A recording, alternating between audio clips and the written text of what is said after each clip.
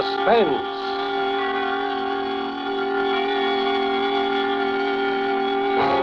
Produced, edited, and directed by William Spear.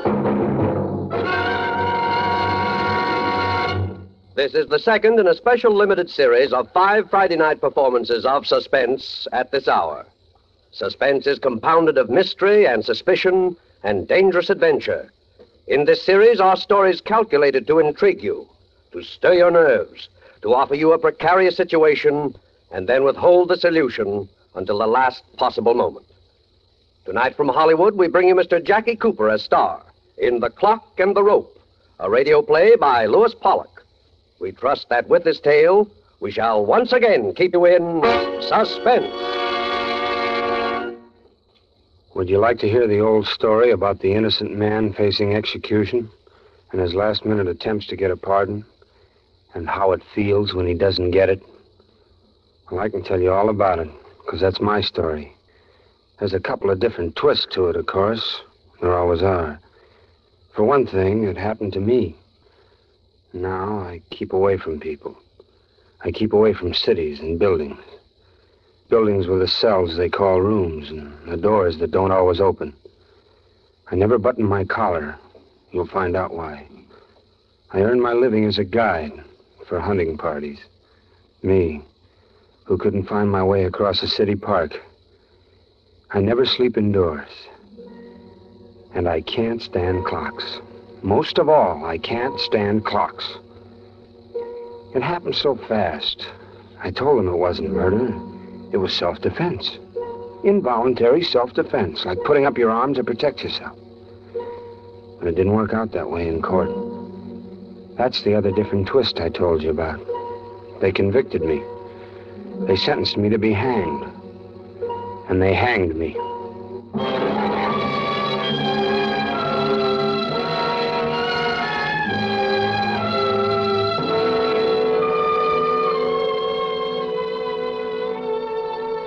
I was night man. My job wasn't hard, and to me, interesting.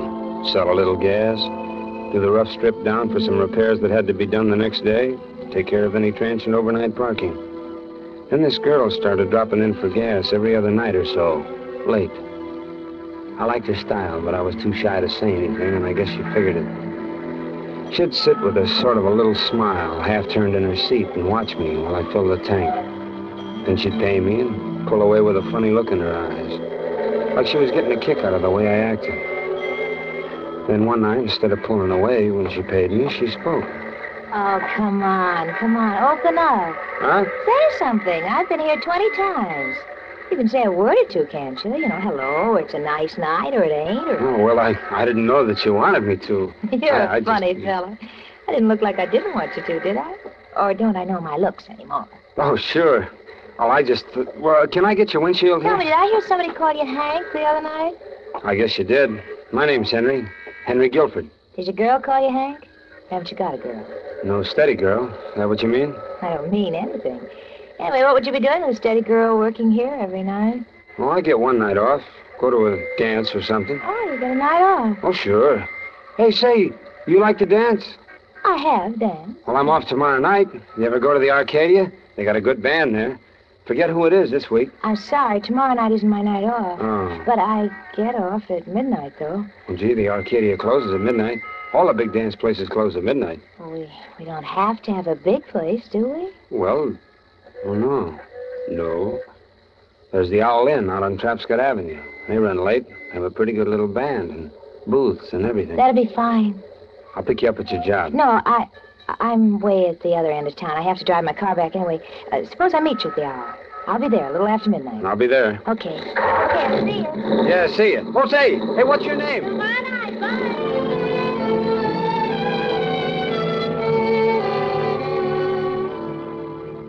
Well, that next night, around 11:30, I caught the trolley going out along Trapscott Avenue. The motorman was old Steve Hoffman. He'd known me since I was a kid. He ribbed me about my new gray suit, and especially about wanting to get off at the Owl Inn. Said I was stepping out in fast company. Well, we got there in about 20 minutes, and I started up the driveway, kind of thrilled at the idea of a midnight date. I was just starting up the steps to the inn when I heard voices coming from a grove of trees to one side. Seemed to be a quarrel, so I instinctively glanced that way and saw a man and a girl talking. The girl was my girl. She was saying something. Nobody, I tell Don't you. give me that stuff. I followed you all the way out here. Who are you meeting? Nobody. Who are you meeting? Oh, Joe, I told you nobody. Don't lie to me. Who are you meeting?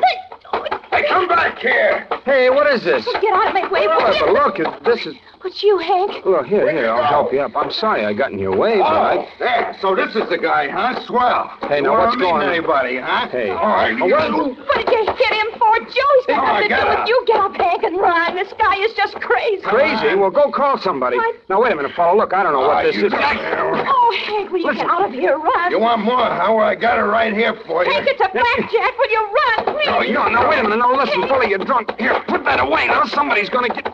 Let go. Let go of that. You don't grab Let that. go. You got him.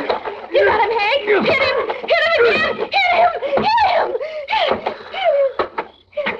I did it, I guess. Hey, who is he? Oh, he would have done worse to you. We used to go together. Oh, I didn't know you had a steady fella. I thought we made our date. You didn't ask me. Besides, we were breaking up. He had no right to interfere. Well, what do we do now? I mean, about him. You better go. I'll take care of him. No. You mean leave him here with you? Please He's go, lovely. will you? There'll be more trouble if you two of you... Go ahead, will you, Hank? Well- I'm going to leave right away, too. He'll be all right, honest. Well, okay, I guess. He'll be all right. Joe. Joe?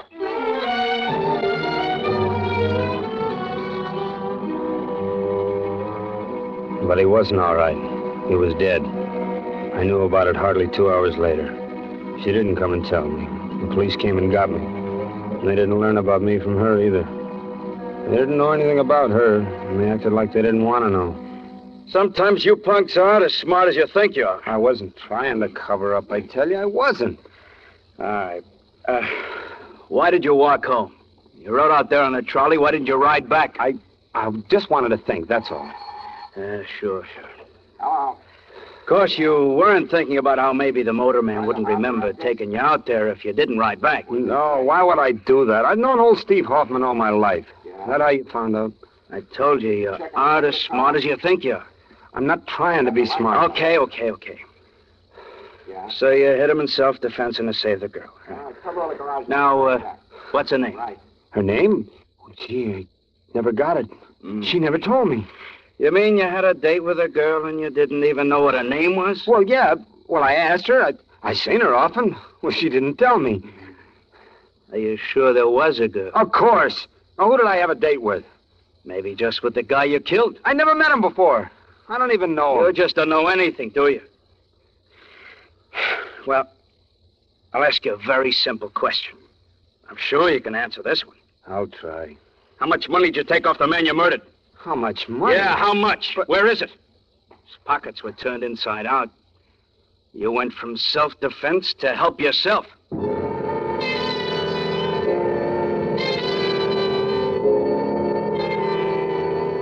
They pushed me around some after that. They'd take me to court and then back to my cell. Half the time I didn't know what was going on. They gave me a lawyer, Mr. Hall, Bailey Hall. He'd do the talking.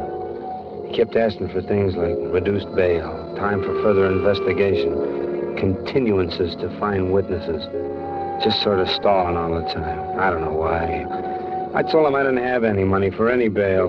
And witnesses. There was only one I wanted, that girl. But he kept on, always trying to hold up things. And one day he told me I'd been indicted. I knew what that meant, all right. Then I had to go on trial. For murder.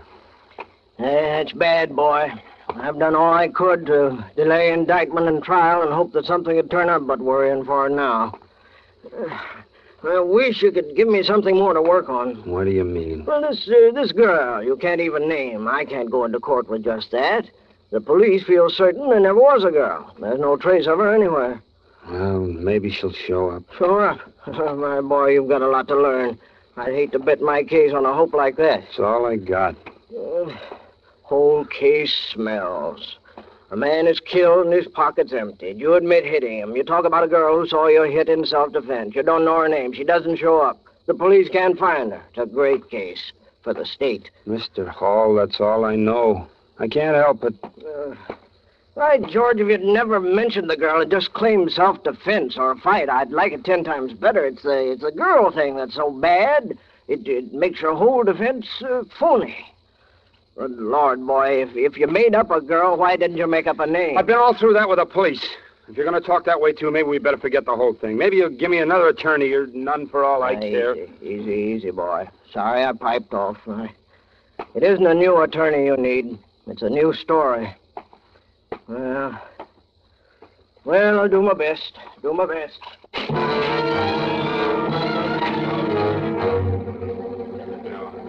Yeah, that's right. Guilford rode out to the inn that night in my trolley on my run. Louder, please. Yeah, that's right. Guilford rode out to the inn that night in my trolley on my Face run. the jury, please, and talk louder. Oh, louder. Oh.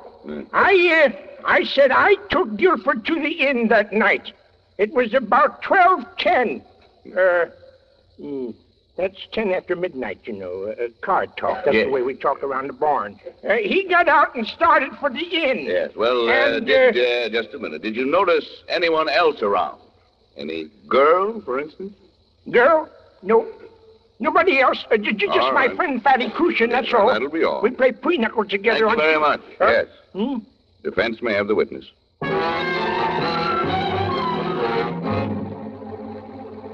As soon as we started to talk to Guilford, he confessed to striking the blows.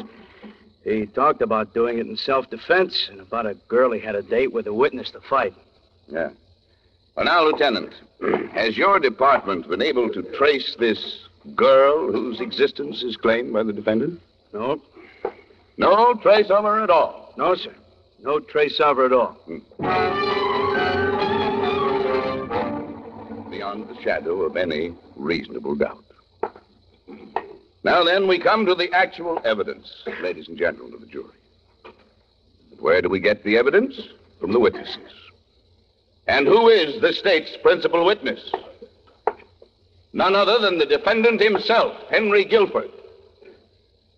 But the defendant can prove his story as a witness. The girl who saw it all. The girl he saved from a bad beating. Would any girl be so heartless as to leave such a benefactor in the lurch when just a word would save him? Why doesn't she appear? Why isn't she found? But no trace of her. Not even a small-sized note. In other words, she is behaving exactly as you would expect of someone who is not real, but just the figment of a desperate man's imagination.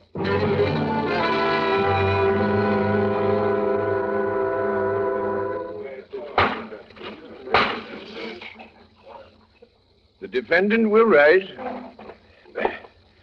Gentlemen of the jury, have you reached a verdict? We have, Your Honor. What is your verdict?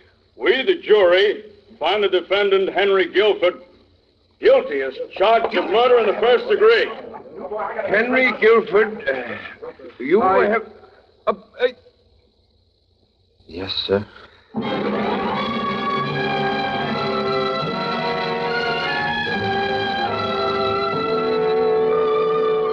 It was crazy. Sometimes I thought it must be just a crazy nightmare.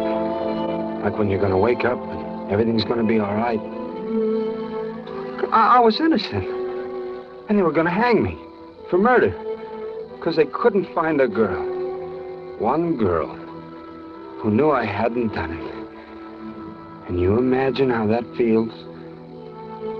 My boss at the garage and the fellows who worked that day chipped in some money.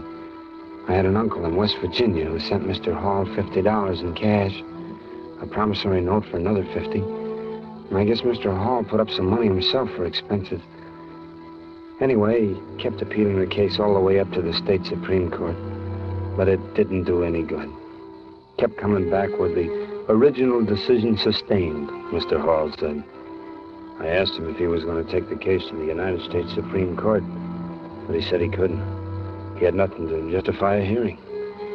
Guess he meant everything was cut and dried. All this time, the courts had kept changing the date. The date I was supposed to be hanged. Now, all of a sudden, I knew there weren't going to be any more changes.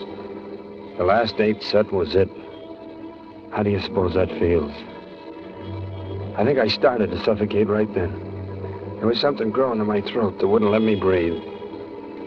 Evening of the next day, McGill, the deputy warden, came into my cell with a couple of guards. Told me I was moving. I knew where. It was down on the main floor, a row of only 3 cells. These were larger cells, more light, more convenience. This was the last stop. Death row.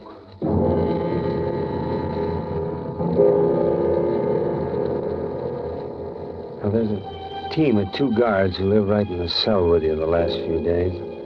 It's one time a prison breaks down and shows a human touch, I guess. Or else they just want to make sure you don't go ahead and carry out the sentence on yourself. Anyway, whatever it was, I was grateful. Because now I was lonely. Way deep inside myself, I ached with loneliness and fear. I was afraid.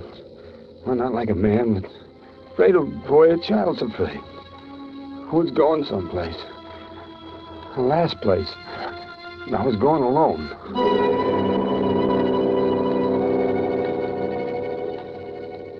The thing you feel most the last hours is the time. The clock. Remembering how often you wished it would hurry so you could get off work or go out of school or see your girl or go fishing. Or you remember 100 hours like that when 6 hours is all you got left. Outside, you know, they're watching the clock, too. Not like you are, but they're watching it. All the usual people concerned with an execution, doing the usual things. Your lawyer, the warden, governor maybe, newspapermen, guards, the executioner. I know what every one of them was doing as they watched the clock that night. They told me afterwards. Now I'll never forget it. Clocks all over the state, ticking away my life.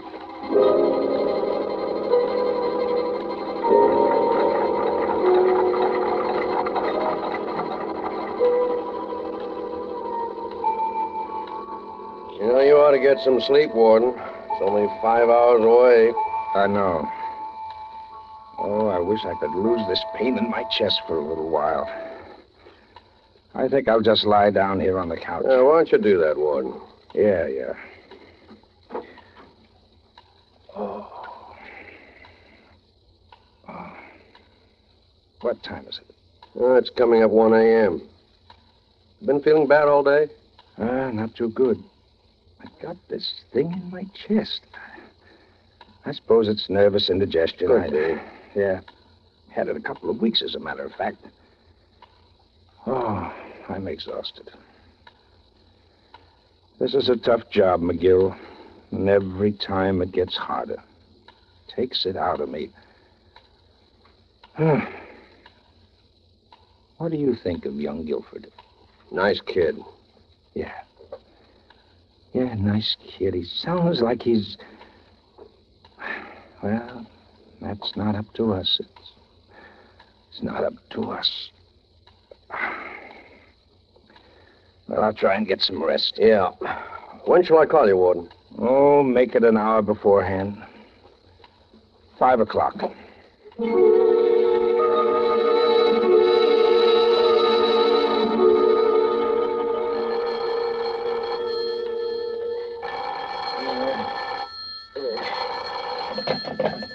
Hello.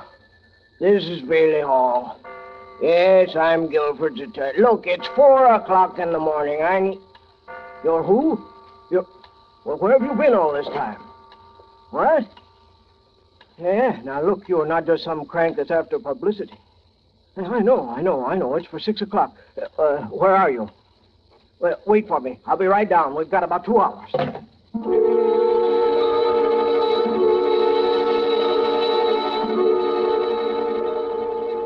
I'll stake my reputation on it, Governor. This is the girl. At least it deserves a stay of execution. It's true, sir. Honest, I swear it's true. I've been away. I've been in Mexico. And you just don't read the papers there. I just hadn't heard about it till tonight, but it's just as he said it was. Self-defense. Please, sir, it's after 5 o'clock now. Can't we get... What about the money that was taken out of the dead man's pocket? I took it. I needed it. I didn't know he was dead. He was drunk. I had every right to the money, honest. He'd been my husband, and... Well, very well. Richards. Yes, Governor? Type out a stay of execution on the Guilford case for 3 weeks. Bring it in, and I'll sign it. You can take it down. All right. You better phone the warden to make sure, though, Governor. The boy's only got about a half hour left.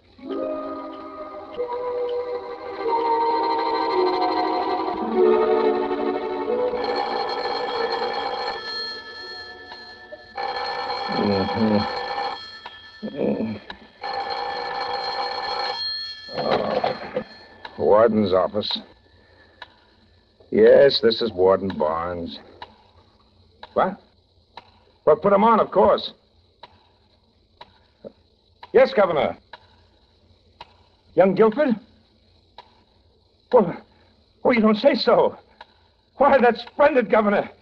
Yes. Yes, I'll let them know right away. Yes. Well, McGill!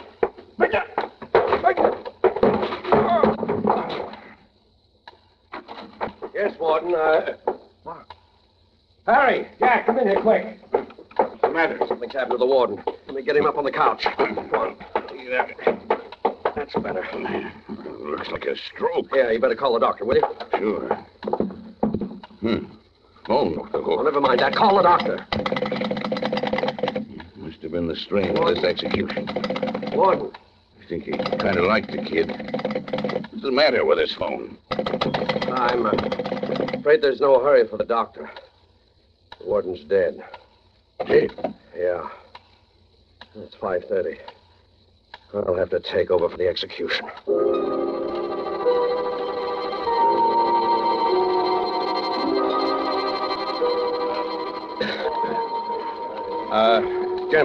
Gentlemen, please. It's now 10 minutes to 6, gentlemen. In a few moments, you will be admitted to the ground floor of Blockhouse A, where the scaffold has been erected and where the execution, which you are to witness as newspapermen and members of the medical profession, will take place. You'll find rows of benches.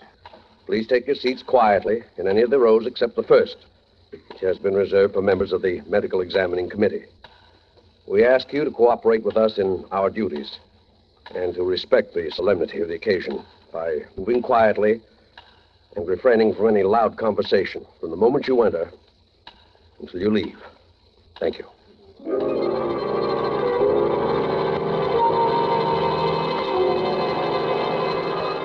The minister was reading from the Bible when the outer cell block door clanged. I knew it was time. They were coming for me. This was it then. There was a group of guards. The deputy warden was with them. They opened my cell door. One of the guards came straight up to me. He was carrying a leather strap with a big buckle on it. I stood up. I felt him strapping my arms behind me. The minister stopped reading for a moment to say something. Steady, my son. We'll go now, Guilford. I started to say something to the deputy, but he nodded his head at the men and we started to move.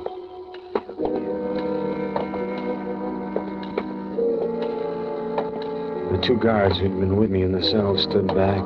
One of them reached over and let his hand fall on my shoulder for a second. I tried to say goodbye.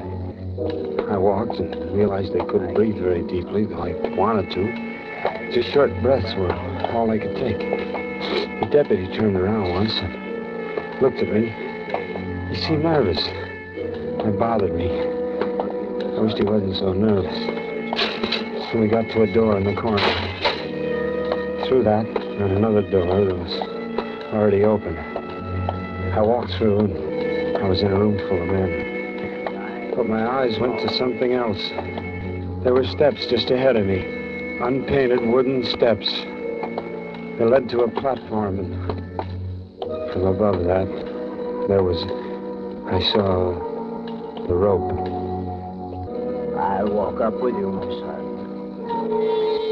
Huh? What?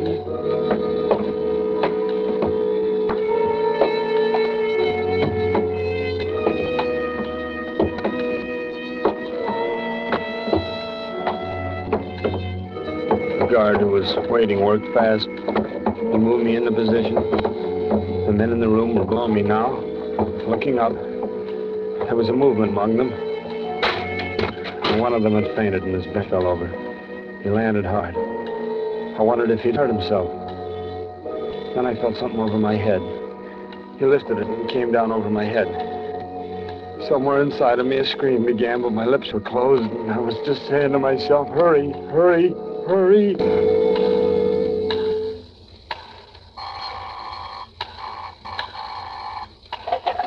Don't put any calls through here. What, huh? But you know better than to ring the phone now. Guilford's on the scaffold. What? Governor's messenger at the outer gate? Well, are you sure it's not? The trap is sprung. McGill! McGill, stop this apartment! Stop it! Stop it, McGill!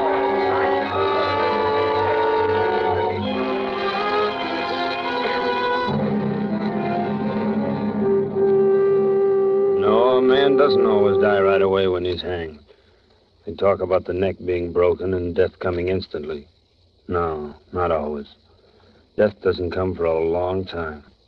For some men, it's nearly 20 minutes. For others, it may be less, but never under 12 minutes before the heart stops. You can check on that. Me? I was only up a few seconds. They cut me down, and the doctors worked on me right on the wheel stretcher that was waiting to carry my body out. No, I didn't lose consciousness. I sometimes wish I had. I sometimes wish I had gone then instead of being brought back to remember every bit of those last hours. There was a new trial after I was on my feet again, but I don't know what was said. I was free. I saw the girl, Judy. I know her name now, and I thanked her. Neither one of us knew what to say after that, so she just went. Yes, I never sleep indoors. I never button my collar. I don't like buildings, any building. It's got stone and steel and holds you in. I want to be out here where I can see the sky anytime I open my eyes. And I open them often. I think too much when they're closed. I hear the clock. The clock.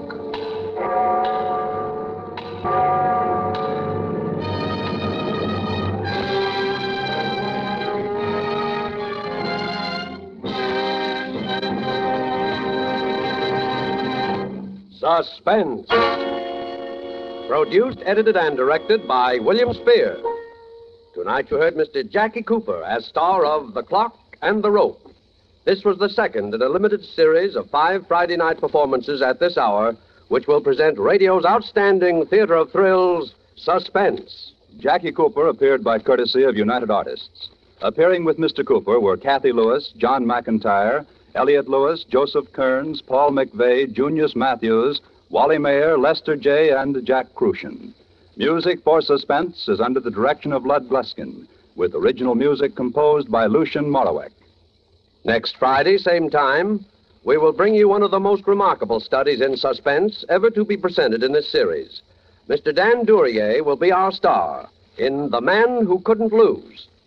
Don't forget, next Friday, same time, listen to Suspense.